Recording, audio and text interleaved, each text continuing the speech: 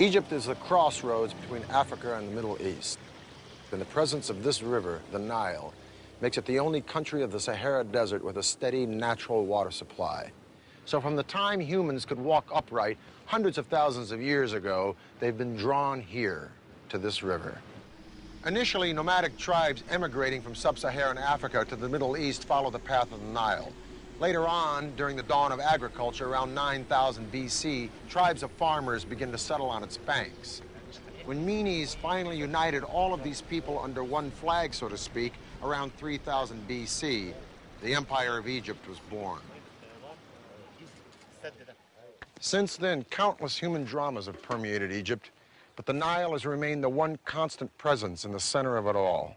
And despite the occasional catastrophic flood, it's the reason why the world's first empire rose here and not someplace else. At the dawn of the 3rd millennium BC, as Egypt's separate city-states began to consolidate through conquest, the river that had long been integral to basic survival assumed a new role as the engine driving an unprecedented economic and territorial expansion. A network of man-made harbors and canals were constructed to link far-flung territories and irrigate an otherwise barren landscape. Massive barges became the 18-wheelers of the age, and the canals formed the equivalent of an interstate highway system. The Egyptians didn't really need to worry about roads or wheels because they had the Nile, because the river would flow south to north, and then you could use the wind from north to south.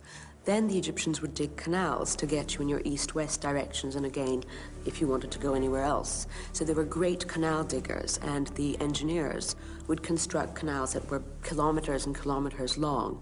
And this was used to transport all kinds of things, whether it was large numbers of people, whether it was grain, food, stones.